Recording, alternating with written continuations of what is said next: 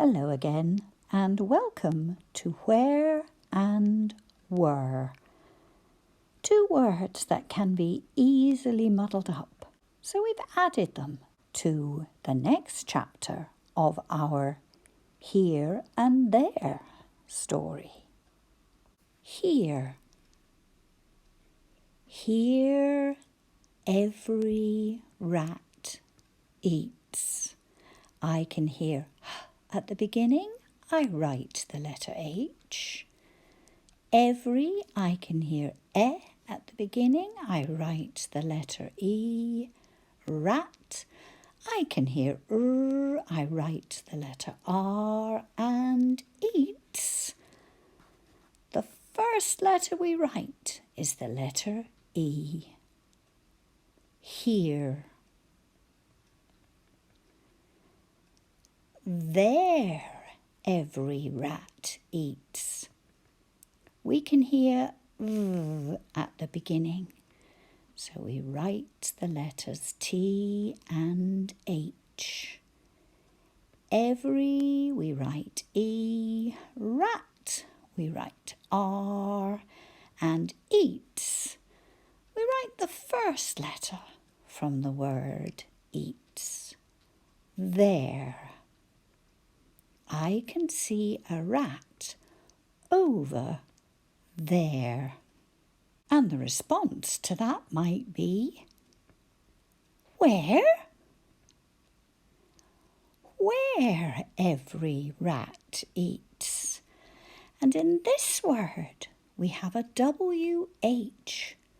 So sometimes it's quite handy to say at the beginning. Sounds a little bit different from just W, and it reminds us that there are two letters. Where? I can hear W. I write WH.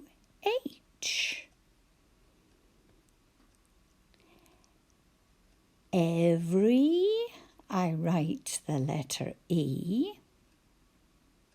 Rat, I write the letter R. And eats, I write the letter E.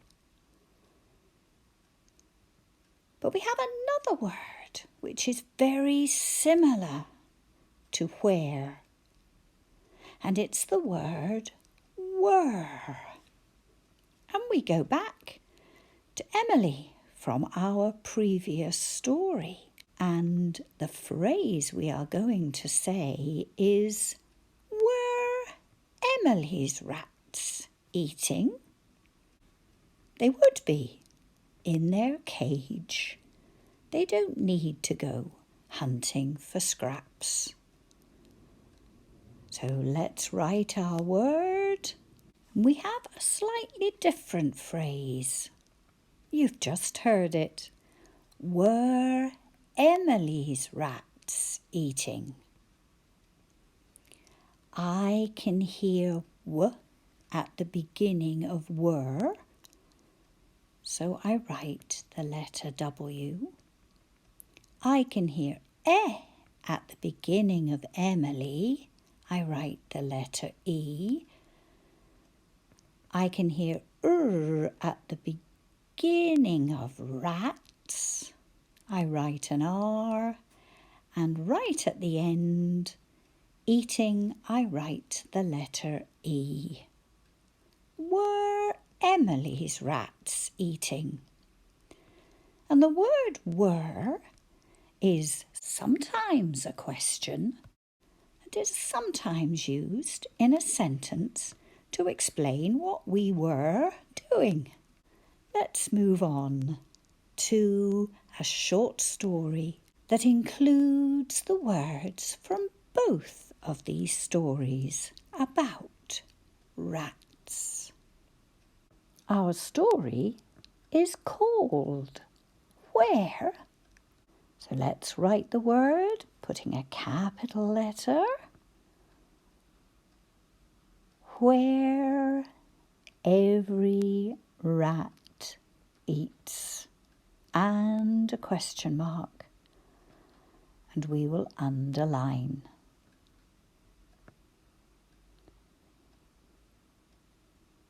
There's our title, and you can see from the picture that we are talking about the rats eating the scraps that we came across in our first story. Where is the rat? Asks Win. We'll write the word where first. Where? I can hear wh. I write WH, and then every rat eats. And look at that, I forgot to put the speech marks at the beginning, but no worries, I can add them now. Where, next part of the sentence, is the rat? And have a good think about the punctuation we need at the end of this sentence. Where is the rat? We'll start with is the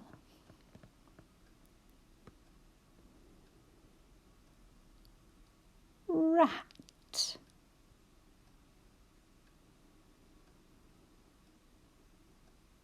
And what will we need? Definitely a question mark.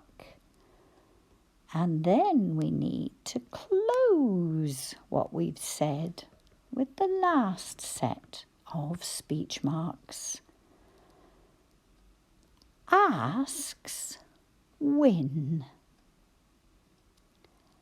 Ask, and we're writing K this time. Asks Win. And a full stop. And you will notice that I have included both ways of writing the W, because my chat in schools has led me to believe that a lot of people prefer to write it this way and not the way it appears in the handwriting book. The choice is yours. So we now know what Win asks. I wonder what the reply is. Well, we can see it. So I think she's going to say, there, said Jen. And we go down a line because we have a different person speaking. There, said Jen. So, there every rat eats. And we'll put a comma and close what she said, because we're going to tell everybody who said it. Said Jen.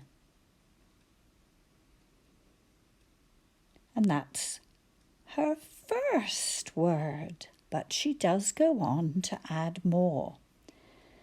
So having put what looks like a very untidy full stop at the end of that sentence, we'll go on to add it's here for the scraps. Let's write it's first, because we've shortened it is. Speech marks again for the next thing she says, but we don't go down a line because it's still Jen speaking. It, apostrophe for the missing I in is. It's here. Here every rat eats.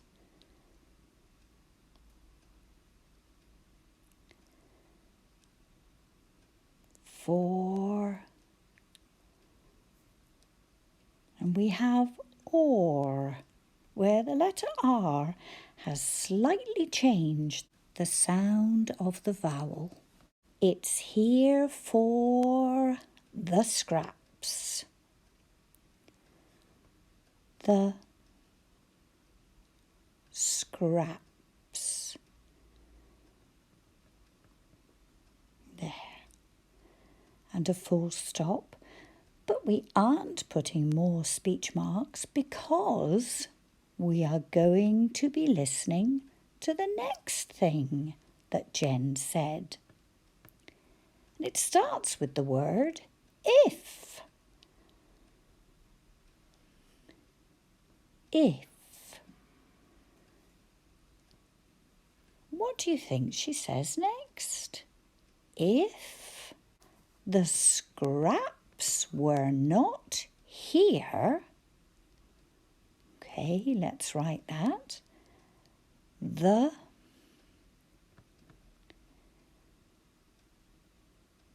scraps.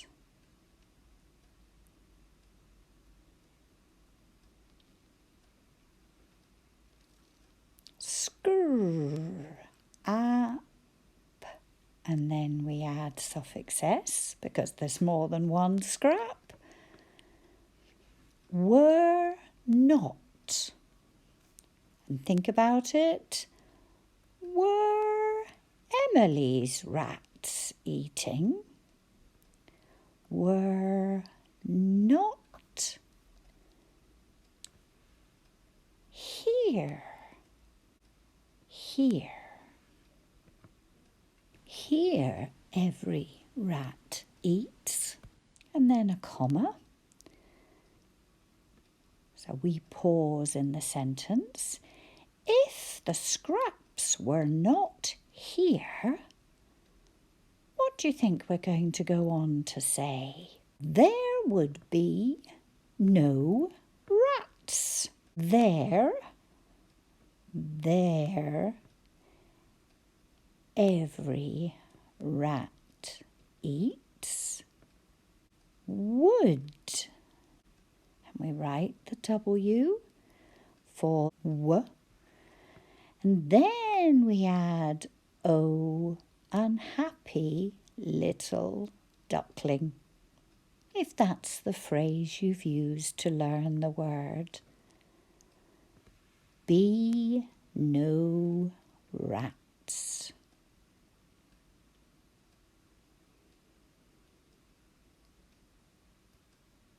And that is the end of Jen's sentence and our story. I don't think there'd be any rats here. Do you? Let's read our story. Read it with me. Or you might like to ask somebody else to listen while you read it to them. Where is our title? And we know to say it like that because we have a question mark. Where is the rat? Asks Win. There, said Jen. It's here for the scraps. If the scraps were not here, there would be no rats. Did you pause after the word here? Sure, you probably did because it was a long sentence. And we get the idea that sometimes we are using a comma to show that this is where you pause when you're reading it. Thank you for joining me.